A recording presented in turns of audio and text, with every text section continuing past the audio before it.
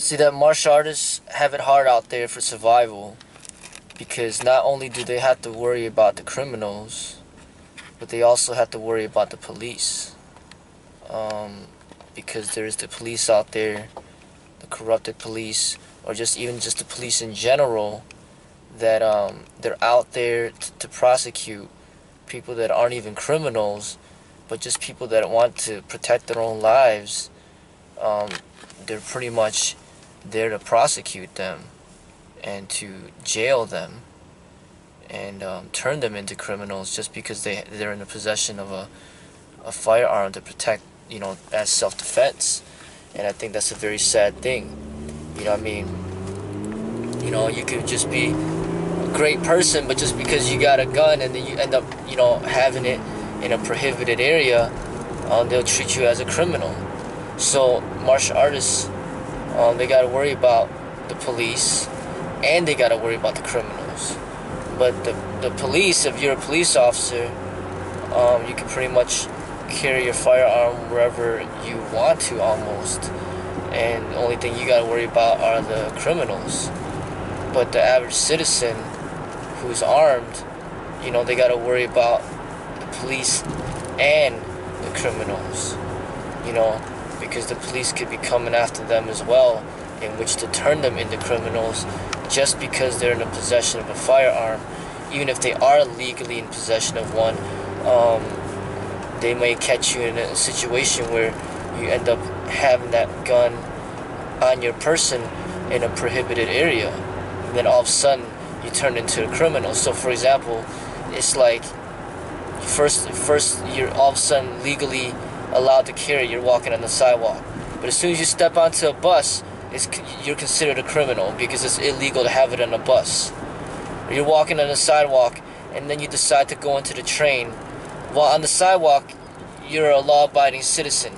As soon as you step onto that train, you end up becoming a criminal in the police officer's eyes. And I think that it's just complete bullshit, for this to be happening like that.